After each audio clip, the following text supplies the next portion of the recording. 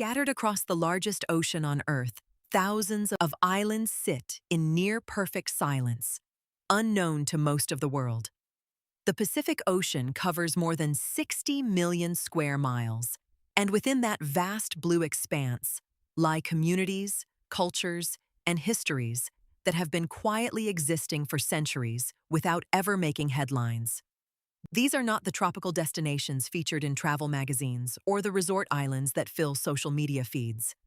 These are the forgotten islands, places where time moves differently, where ancient traditions still shape daily life, and where the modern world has barely left a footprint.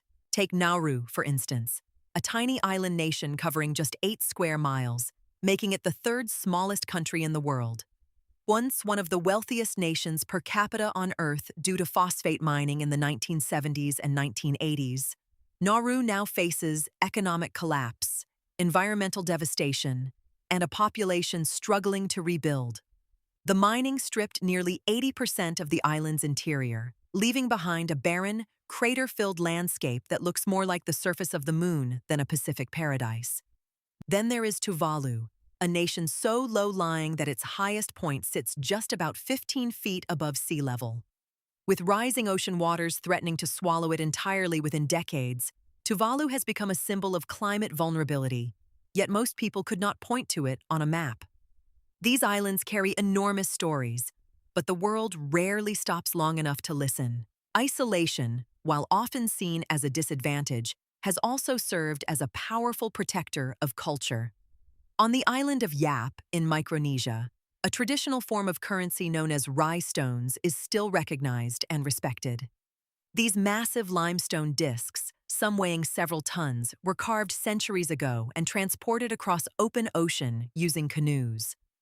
Their value is not based on physical possession, but on collective memory and social agreement, a concept that modern economists find both fascinating and humbling.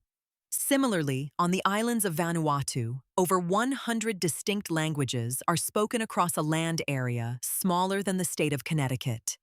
Each language represents a unique worldview, a different way of understanding nature, relationships, and existence. When one of these languages disappears, an entire perspective on human life vanishes with it. Many of these forgotten islands carry deep wounds from colonial history. The Marshall Islands, for example, were used as nuclear testing grounds by the United States between 1946 and 1958. 67 nuclear weapons were detonated across the archipelago, displacing entire communities and contaminating land and water for generations. The Bikini Atoll, once home to a thriving community, remains largely uninhabitable today. The people who were relocated were promised they could return, a promise that has never been fully kept. These are not ancient injustices buried in textbooks. The health consequences, the displacement, and the broken agreements continue to affect real families living real lives right now. Climate change is rewriting the future of the Pacific in ways that feel almost impossible to comprehend. The Carteret Islands in Papua New Guinea are considered among the first inhabited places in the world to be abandoned due to rising sea levels. Families have been relocating to the main island of Bougainville, becoming what are now called climate refugees. Kiribati, another low-lying nation, has already purchased land in Fiji as a contingency plan for when its own islands become unlivable. These are not hypothetical scenarios being debated in conference rooms. They are decisions being made by real governments for real people who are watching their homelands slowly disappear beneath the waves. The forgotten islands of the Pacific are not simply geographic curiosities or footnotes in world history. They are living proof that human resilience, cultural richness, and environmental fragility exist simultaneously in the same place.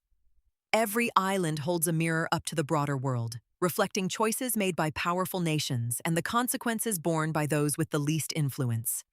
Paying attention to these places is not an act of charity. It is an act of understanding. The Pacific does not ask to be remembered out of sentiment.